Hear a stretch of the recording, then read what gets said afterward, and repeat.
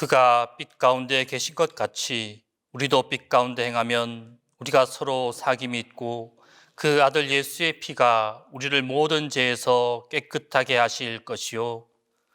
하나님은 영이시니 예배하는 자가 신령과 진정으로 예배할지니라.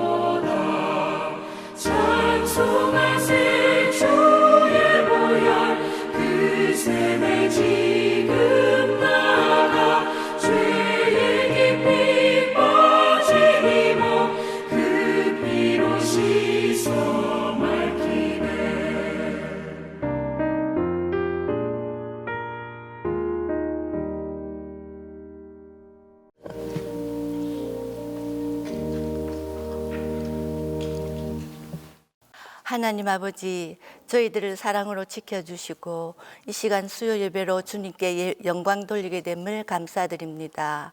주님은 한없는 사랑을 저희들에게 주셨지만 우리 자신을 돌아보면 부끄러울 때가 많음을 고백합니다. 늘 우리와 함께 하시는 주님을 바라보며 견고한 믿음의 사람이 되게 도와주시옵소서.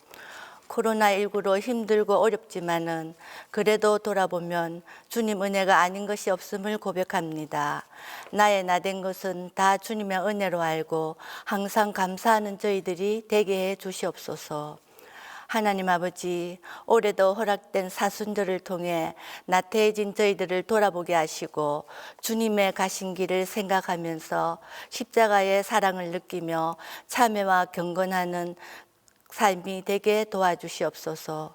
하나님 아버지, 우리 동신교회가 이 어려운 때에 주님의 뜻을 이루어가는 신실한 교회가 되기를 원합니다.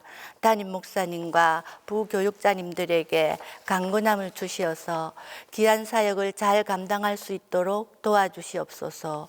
특별히 대면 예배를 시작한 교육부서에 힘을 주시어서 더욱더 성장하며 어린 생명들을 말씀으로 잘 양육할 수 있도록 도와주시옵소서. 사랑의 주님, 이 나라를 기억해 주시옵소서. 어서 속히 안정될 수 있도록 모든 위정자들을 깨우쳐 주시어서 정말 나라와 국민을 위하는 올바른 정치를 할 수 있도록 지혜를 주시옵소서. 사랑의 주님, 동신에 속한 모든 성도들을 축복해 주시어서 언제 어디서나 무엇을 하든지 믿음으로 주님께 나아가게 하시고 모든 가정들이 화목하며 직장과 생업에도 축복해 주시옵소서. 연로하신 어르신들을 소망으로 지켜주시며 아픈 한우들을 치료하여 주시옵소서. 이 시간 말씀을 전하시는 전도사님에게 성령님이 함께 하셔서 준비하신 귀한 말씀을 잘 전할 수 있게 도와주시고 그 말씀에 은혜 받는 귀한 예배 시간이 되게 해 주시옵소서. 모든 것 감사드리며 거룩하신 예수님의 이름으로 기도합니다. 아멘.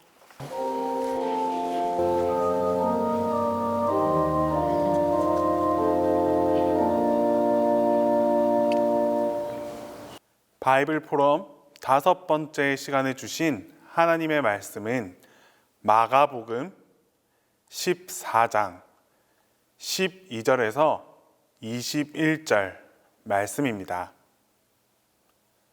신약 성경 마가복음 14장 12절에서 21절 말씀입니다. 무교절의 첫날 곧 유월절 양 잡는 날에 제자들이 예수께 여짜오되 우리가 어디로 가서 선생님께서 유월절 음식을 잡수시게 준비하기를 원하시나이까 하매 예수께서 제자 중에 둘을 보내시며 이르시되 성내로 들어가라. 그리하면 물 한 동이를 가지고 가는 사람을 만나리니 그를 따라가서 어디든지 그가 들어가는 그 집 주인에게 이르되 선생님의 말씀이 내가 내 제자들과 함께 유월절 음식을 먹을 나의 객실이 어디 있느냐 하시더라 하라.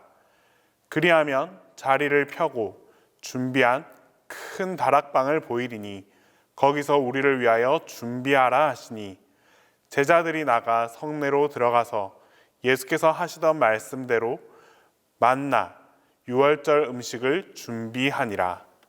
저물매 그 12를 데리시고 가서 다 앉아 먹을 때에 예수께서 이르시되 내가 진실로 너희에게 이르노니 너희 중에 한 사람 곧 나와 함께 먹는 자가 나를 팔리라 하신대 그들이 근심하며 하나씩 하나씩 나는 아니지요 하고 말하기 시작하니 그들에게 이르시되 12 중에 하나 곧 나와 함께 그릇에 손을 넣는 자니라. 인자는 자기에 대하여 기록된 대로 가거니와 인자를 파는 그 사람에게는 화가 있으리로다. 그 사람은 차라리 나지 아니하였더라면 자기에게 좋을 뻔하였느니라 하시니라.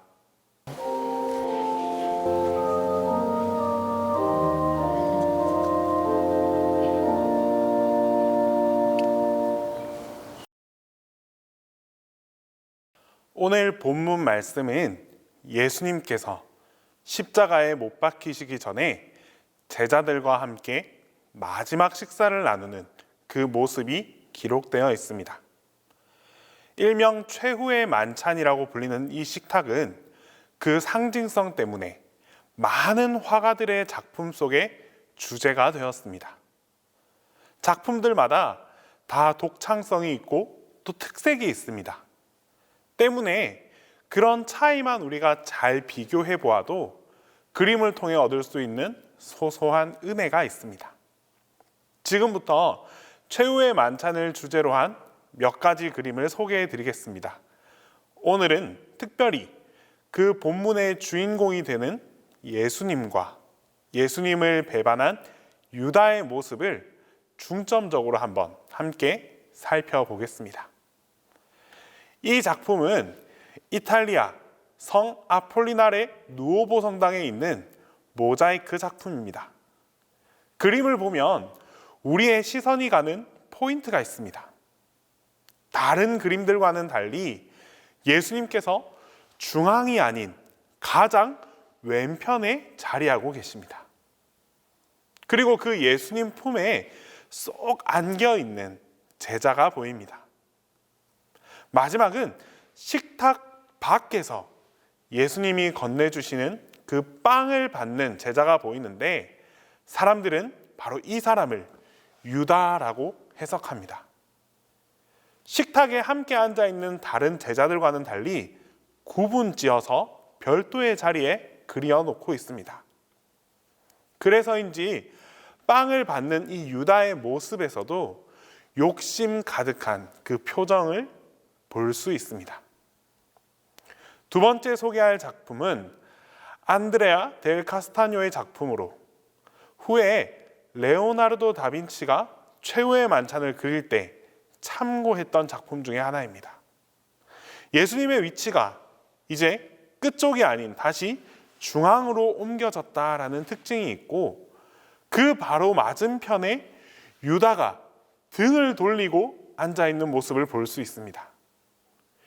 유다만이 반대편에 앉아 구분되어 있는 것입니다. 또한 다른 제자들과는 달리 그의 머리 위에는 헤일로라는 그 원도 보이질 않습니다. 세 번째 작품은 우리에게 가장 잘 알려진 바로 레오나르도 다빈치의 최후의 만찬입니다. 이 작품에서 특별한 것 또한 바로 유다의 자리입니다. 다른 작품에는 유다가 혼자 멀리 떨어져 있거나 아니면 식탁 반대편에 앉아 있었는데 다빈치의 작품에서는 같은 식탁에 그것도 예수님과 가장 가까운 자리에 앉아 있습니다. 죄인이라도 예수님께서 받아준 제자였으니 함께 있어야 한다라는 그 생각이 다빈치에게 있었기 때문이 아닐까 유추해 볼 수 있습니다. 하지만 그렇다고 해서 이 유다를 다른 제자들과 완전히 동일시하지는 않았습니다. 다빈치 또한 가룟 유다만의 그 차별점을 분명하게 두었습니다. 바로 유다의 피부 색깔입니다. 다른 제자들과 달리 유다의 피부색은 검고 어둡게 그렸습니다. 또한 유다의 손을 보면 한 손은 은이 담겨 있을 법한 그 주머니를 쥐고 있고 또 다른 한 손은 예수님과 같은 빵을 잡으려고 손을 내밀고 있습니다. 이것은 나와 함께 먹는 자가 나를 팔리라라는 예수님의 말씀을 표현한 그런 기법이라고 할 수 있습니다. 마지막으로 소개해드릴 작품은 루벤스의 최후의 만찬입니다. 그림을 처음 딱 보는 순간 가장 독특해 보이는 곳이 바로 유다입니다. 다른 제자들이 모두가 예수님을 향해서 예수님을 집중하고 있을 때 유다만은 예수님과 등을 돌린 채 반대 방향을 바라보고 있습니다. 마치 작품을 바라보는 우리를 쳐다보고 있는 듯한 그런 느낌이 듭니다. 무엇인가 걱정이 가득하고 또 불안해 보이는 그 눈빛을 우리에게 보내고 있는 것만 같습니다. 이런 특징으로 루벤스의 이 최후의 만찬은 유다에게 앞으로 일어날 일과 또 그의 내적 마음을 가장 잘 표현한 작품으로 손꼽히고 있습니다. 자, 이렇게 여러 가지 작품들을 우리가 함께 살펴보았는데 여기서 우리는 한 가지의 공통점을 발견할 수 있습니다. 바로 유다는 유다였다. 유다는 유다였다라는 점입니다. 사실 작품 해설을 우리가 먼저 접하지 않는 이상 12제자들 가운데 이 제자가 누구다, 또 이 제자가 누구다 라고 분명하게 구분할 수 있는 제자는 불과 2-3명 정도밖에 되지 않습니다. 그 중에 한 명이 바로 유다입니다. 하지만 유다는 철저하게 부정적 인물로 표현되었습니다. 작가들은 이 유다가 예수님을 배신했다라는 사실을 이미 잘 알고 있었습니다. 때문에 자신의 그림에 어떻게 해서든지 이 유다의 죄성과 그리고 다른 제자들과의 구분됨을 표현하고자 했습니다. 이처럼 유다는 모두에게 죄인이었고 또 모두에게 배신자였습니다. 자, 그래서 문득 이런 생각을 한번 해보았습니다. 만약 예수님께서 이 최후의 만찬을 그렸다면 과연 어떻게 표현하셨을까요? 예수님께서 생각하시기에 가장 특별하게 생각하는 그 그림의 포커스는 과연 어디였을까요? 그리고 무엇보다 모두가 구분하고 차별점을 두면서 그렸던 이 유다를 과연 예수님께서는 어떻게 묘사했을지 궁금해졌습니다. 과연 예수님께서도 유다를 다른 제자들과 구분된 자리에 앉혀 놓으셨을까요? 또는 유다의 얼굴을 이렇게 험상궂고 악랄하게 욕심 가득하게 과연 표현하셨을까요? 오늘 본문을 살펴보면 유다를 향한 그 예수님의 마음을 발견할 수 있습니다. 이제 본문 말씀을 통해서 예수님께서 나누신 그 식탁의 자리를 함께 조명해 보겠습니다. 먼저 예수님께서는 배신의 자리를 알면서도 그 길을 걸어가셨습니다. 본문 12절에서 15절 이 말씀을 통해서 보면 예수님과 제자들이 식탁의 자리를 찾아가는 그 식탁의 장소를 찾아가는 그 여정을 살펴볼 수 있습니다. 그런데 이 장소를 찾아가는 방법이 아주 신비롭습니다. 어느 골목 몇 번째 집이다라고 가르쳐 주지 않았습니다. 성내로 들어가서 물 한 동이를 가지고 있는 그 사람을 따라가라라고 설명합니다. 이 말씀은 제자들 모두가 유월절 식탁을 준비할 그 장소에 대해서 전혀 모르고 있다라는 사실을 말씀하고 있습니다. 특정한 장소가 정해져 있는 것과 그렇지 않는 것에는 굉장한 차이가 있습니다. 예수님께서 말씀하시기를 성내로 들어가면 물 한 동이를 가지고 가는 사람을 만나 그를 따라가라 라고 하셨는데, 즉 예수님만이 앞으로 어떤 일이 일어날지 어디로 가야 할지에 대해서 분명하게 알고 계셨다라는 말씀입니다. 심지어 예수님께서는 나아가고 있는 그 길이 결코 기쁨의 길이 아님을 알고 있으셨습니다. 그럼에도 불구하고 묵묵히 그 길을 걸어가셨습니다. 반면에 제자들은 앞으로의 일들에 대해서 아무런 정보도 없이 아무것도 모르는 상태였습니다. 어디로 왜 가야 하는지에 대해서 궁금증조차 갖지 않았습니다. 그저 어제와 다름없는 오늘, 어제 걸었던, 어제 함께했던 그 예수님과 그저 따라가는 오늘을 걸어가고 있을 뿐이었습니다. 여기서 우리는 이렇게 질문할 수 있습니다. 만약 제자들이 지금 가고 있는 그 식사의 자리, 그 식탁의 자리가 어디였고 또한 그곳에서 어떤 일이 일어날지 만약 알았더라면 제자들은 계속해서 그 길을 걸어갈 수 있었을까요? 식사의 자리가 어떤 자리였습니까? 예수님께서 자신의 죽음을 제자들에게 알려주는 자리였고, 또한 제자들이 예수님을 배신할 것이라는 사실을 선포하는 자리였습니다. 즉, 평범한 식사의 자리가 아니라 말 그대로 최후의 만찬이 이루어지는 그 장소입니다. 만약 제자들이 이 사실을 알았더라면, 미리 그 사실을 알고 있었더라면 그 식탁의 자리는 다소 불편하거나 또는 두려울 수 있는 자리입니다.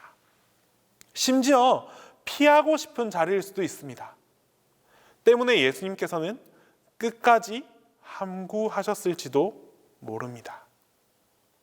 반면에 예수님께서는 당신이 가는 그 길이 어떤 길인지 모든 것을 아셨음에도 불구하고 그 걸음을 멈추지 않으셨습니다.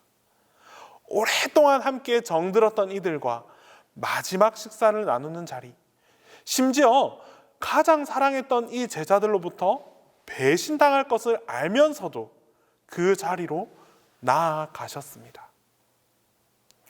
사람들은 가고 싶은 길과 가기 싫은 길에 대해서는 대체적으로 비슷한 기준을 갖고 있습니다. 쉽고 빠르고 편한 길은 가고 싶은 길이다라고 생각합니다. 반대로 어렵고 느리고 힘든 길은 가고 싶지 않다라고 말합니다. 그런데 가고 싶거나 가고 싶지 않거나가 아니라 그 길을 향해서 나아갈지 멈출지에 대한 생각에는 분명한 차이가 있습니다.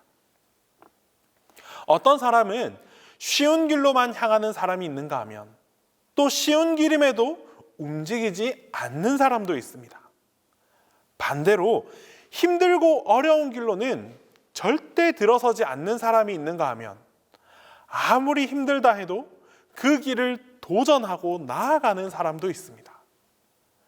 이처럼 내 앞에 펼쳐진 길로 나아갔냐, 나아가지 못하느냐, 이것은 결국 개인의 의지이고 개인의 선택입니다. 오늘 예수님과 제자들 앞에 펼쳐진 이 식탁의 자리로 나아가는 길은 많은 생각을 해볼 수 있는 그런 길입니다.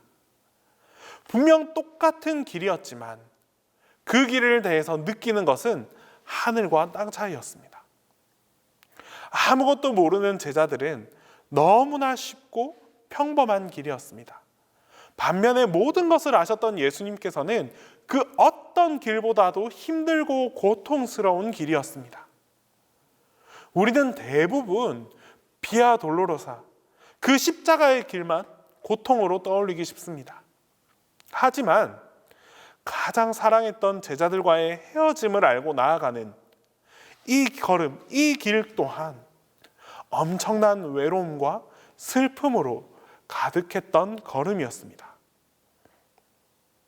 우리의 구원 역사는 이처럼 힘들고 어려운 길을 향해서 예수님께서 끊임없이 나아가 주셨기 때문에 가능했습니다. 외적으로도 내적으로도 가장 힘들고 아픈 걸음을 묵묵히 감당해 주셨기 때문에 모든 것이 이루어질 수 있었습니다. 또한 예수님은 배신할 사람과도 함께 식사하셨습니다. 예수님의 식탁에는 모든 제자들이 함께 있었습니다. 식사 자체는 조금의 특별함도 없었습니다. 이들은 이미 예수님과 오랜 시간을 함께 보내오면서 수없이 많은 식탁에서 함께 식사했습니다. 그런데 오늘의 식탁은 조금 특별합니다. 예수님과 함께하는 마지막 식사 자리였기 때문입니다. 또한 앞으로 일어날 일들에 대해서 선포하는 그런 식탁 자리였습니다. 그래서인지 평소의 식탁과는 조금 분위기가 다른 그런 자리였습니다. 예수님께서는 식사에 앞서서 본문 18절 말씀으로 우리에게 알려주십니다.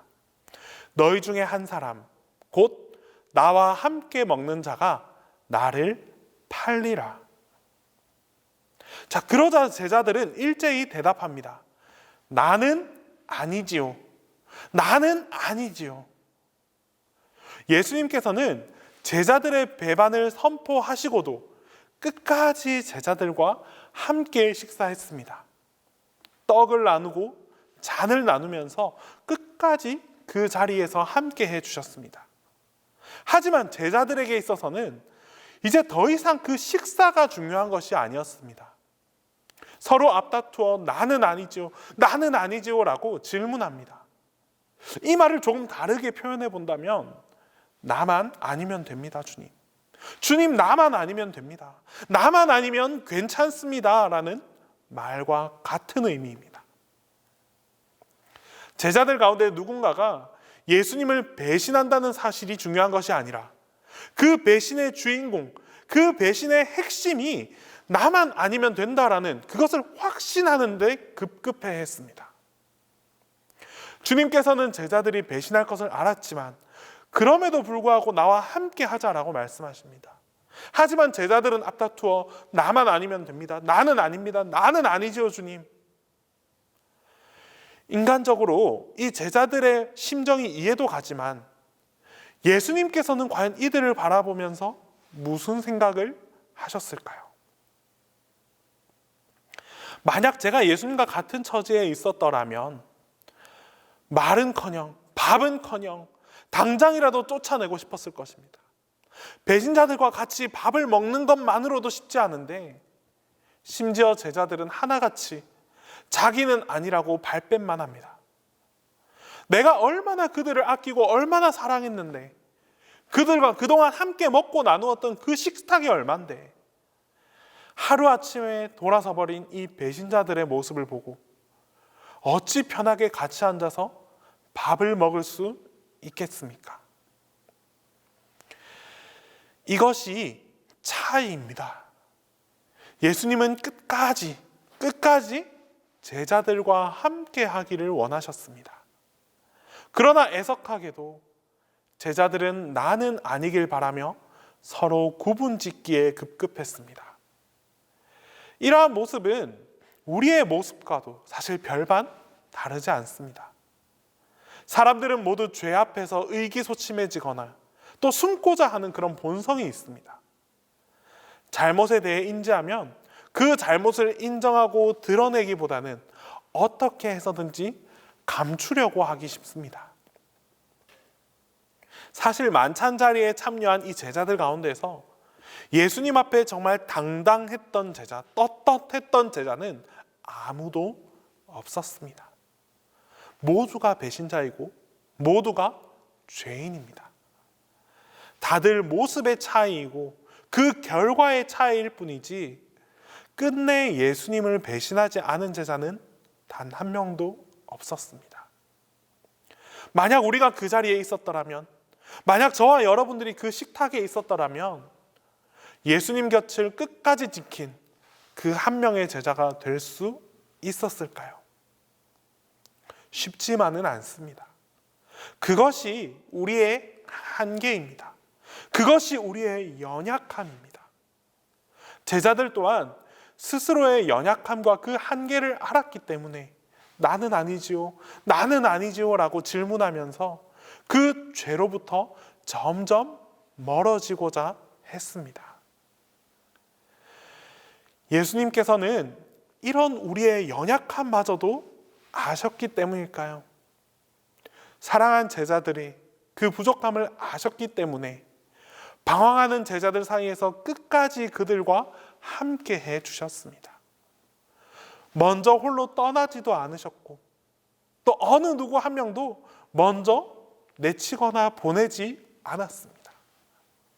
끝까지 그들과 함께 하면서 자신의 살과 피를 다 나누어 주셨습니다. 끝으로 예수님께서는 그 배신자를 향해 원망하지 않으셨습니다. 예수님께서 본문 21절 말씀으로 인자를 파는 그 사람에게는 화가 있으리로다. 그 사람은 차라리 나지 아니하였더라면 좋을 뻔하였더라 라고 말씀하십니다.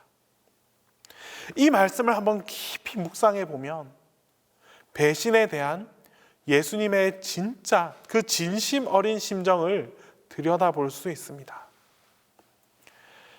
배신에 대한 감정은 사실 당해보지 않고서야 우리가 쉽게 이야기할 수도 없고 이야기해서도 안 되는 그런 무거운 감정입니다. 오늘 예수님께서 겪은 이 배신은 특별히 더욱더 무겁습니다. 예수님과 제자, 이 제자와 예수님 간의 그 사이는 결코 평범한 관계가 아닙니다. 오랜 세월에 걸쳐서 함께 먹고 함께 자고 함께 가르쳐주고 함께 배우고 언제나 함께 생활했던 그런 사람들입니다. 즉 다시 말해서 예수님께서 가장 아끼고 가장 사랑하고 가장 애정하는 그런 사람들입니다. 그랬던 나의 제자들이 하루아침에 나를 완전히 배신한다고 생각해보면 과연 어떤 마음이 들겠습니까? 배신감에 분노가 치밀어 오르고 복수의 칼날을 세울 것입니다. 혹은 허무함과 같은 그 상실감에 빠져서 헤어나오지 못할 수도 있습니다. 그런데 배신에 대한 예수님의 반응은 아주 특별했습니다. 예수님은 자신을 배신한 이 심판으로 제자들에게, 그 배신자에게 화가 임할 것을 미리 알고 계셨습니다. 화가 임할 것을 알고 계셔서 과연 기뻐하셨을까요? 하나님께서 복수해 주신다고 좋아하셨을까요? 결코 아닙니다.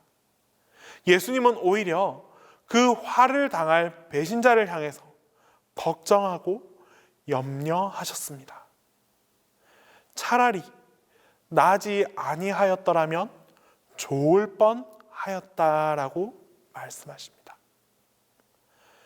죽어버렸으면 좋겠다가 아니라 차라리 태어나지 않았으면 좋았을 것이라고 말씀하십니다.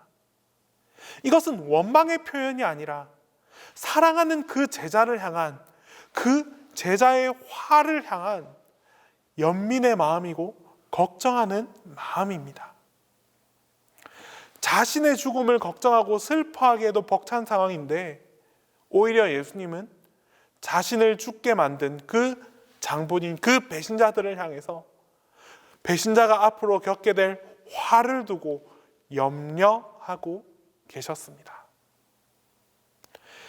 이렇듯 예수님은 마지막 순간까지도 제자들을 사랑해 주셨습니다. 그들의 모든 잘못과 허물을 묻지 않으시고 따지지 않으시고 그저 당신의 사랑으로 다 덮어주셨습니다. 이것이 바로 우리를 향한 예수님의 사랑입니다. 우리 또한 날마다 예수님을 배신하면서 살아가고 있지 않습니까? 크고 작은 잘못을 저지르고 거짓과 탐욕으로 갈등하며 주님의 말씀에 불순종하면서 살아가고 있지 않습니까? 이 모든 것이 결국에는 다 배신입니다. 우리를 구원하시고자 십자가를 지면서까지 다 지워주시고 다 용서해주시고 다 희게 해주셨는데 그럼에도 불구하고 다시 그 죄를 가까이 하면서 우리는 살아가고 있습니다. 결국 우리 모두가 그 제자들과 별반 다름없는 배신자들입니다. 다시 죄를 가까이 하면서 살아가고 있습니다. 여러분, 만약 예수님께서 배신한 그 유다를 향해 벌하시거나 심판하셨더라면 이것 또한 우리를 향한 벌이자 심판이 됨에 틀림이 없습니다. 그러나 주님께서는 그걸 심판하거나 벌하지 않으시고 당신의 사랑으로서 우리의 모든 죄와 허물들을 다 덮어주셨습니다. 이제 우리의 삶도 배신의 삶이 아니라 주님께 사랑을 드리고 감사를 드릴 수 있는 그런 삶을 살아갈 수 있어야 합니다. 모든 죄의 상황 속에서도 십자가를 떠올리고 예수님을 떠올림으로 죄로부터 완전히 벗어나고 자유할 수 있어야 합니다. 어떤 유혹이 우리에게 닥쳐온다 할지라도 죽기까지 우리를 사랑해 주신 그 예수 그리스도를 기억하면서 그 사랑을 향해 끊임없이 쫓아갈 수 있어야 합니다. 이것이 바로 순종의 삶이고 예수님의 사랑에 보답하면서 나아가는 삶입니다. 배신이 아닌 감사의 삶을 드리는 그런 삶을 살아가기 위해서 날마다 노력하고 날마다 힘쓰며 살아가는 우리 모두가 될 수 있어야 할 것입니다. 마지막으로 이 그림은 15세기 수도사이자 화가였던 안젤리코가 그린 유월절 식탁의 모습입니다. 다른 최후의 만찬 그림과는 아주 큰 차이가 있습니다. 바로 예수님께서 직접 그 성찬을 나누어 주고 계시는 모습을 보여주고 있습니다. 모든 제자들에게 성찬을 나누시는 모습과 또 그 성찬을 받기 위해 기다리는 이 제자들의 모습 가운데에 어떠한 차별도 어떠한 차등도 느껴볼 수 없습니다. 식탁을 나누기 전 제자들의 배신과 이 제자들의 외면을 알고 있으셨지만 이미 다 알고 있으셨지만 그럼에도 불구하고 주님의 식탁에는 그 어떠한 변함도 없었습니다. 이는 우리의 모든 죄악을 이기신 예수님의 사랑이 늘 우리를 향해서 함께하고 있기 때문입니다. 주님께서는 우리를 끝까지 사랑해 주십니다. 끝까지 안아주시고 끝까지 품어주십니다. 우리를 향한 이 예수님의 사랑을 마음속 깊이 새기고 또 주신 사랑을 기쁨과 감사로 여기며 살아가는 우리 모두에게 이 사순해 주시는 특별한 은혜가 여러분들 가운데 함께하게 될 것입니다. 기도하겠습니다. 사랑의 하나님 아버지, 예수님과 함께했던 그 제자들의 마지막 식탁의 자리를 우리가 함께 살펴봅니다. 우리 모두는 연약하고 부족하여 주님을 배신하였지만 그럼에도 불구하고 주님께서는 우리를 끝까지 사랑해 주셨고 끝까지 지켜 보호하여 주셨습니다. 하나님, 이제 우리가 예수 그리스도의 이 끝없는 사랑을 기억하게 하여 주시옵소서. 그리고 이 사랑에 감사하게 하시고 이제 우리 또한 예수님을 향해서 변함없는 사랑으로 응답할 수 있는 삶을 살아가게 하여 주시옵소서. 주님의 사랑을 통해 살아갈 때에 하나님과 하나 되고 또 그 십자가의 사랑을 품고 살아갈 때에 십자가를 통한 은혜가 우리 모두에게 전달되어지기를 간절히 소망합니다.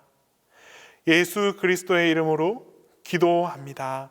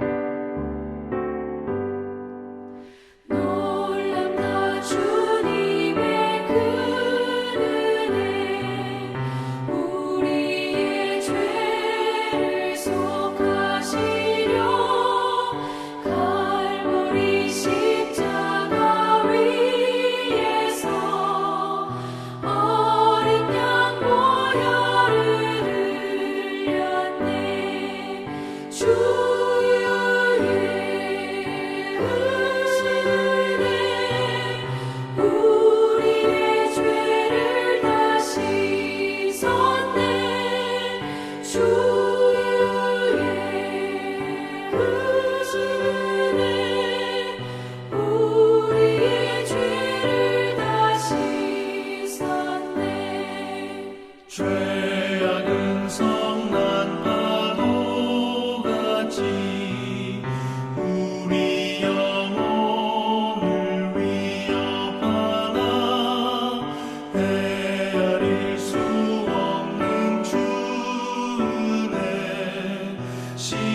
십자가에서 보이셨네. 주의 은혜 우리의 죄를 다 씻었네. 주의 은혜 우리의 죄를 다 씻었네. 죄악에 물든 영혼들을 주께서 피로 씻으시네. 지금도 흐르는 그 피에 눈보다 더 희게 씻으라. 주의 은혜 우리의 죄를 다 씻었네. 주의 은혜 우리의 죄를 다 씻었네. 피할 수 없는 그 은혜를 믿는 자에게 거저주네.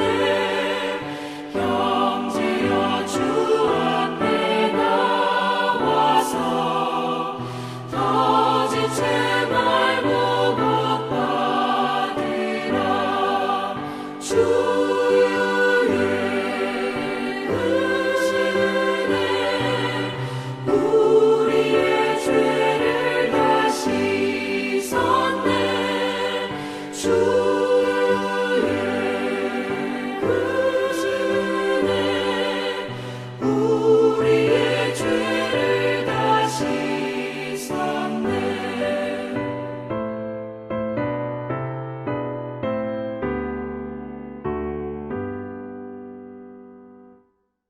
이제는 예수 그리스도의 은혜와 하나님의 사랑과 성령의 교통이 지금부터 함께 계시기를 간절히 축원하옵나이다.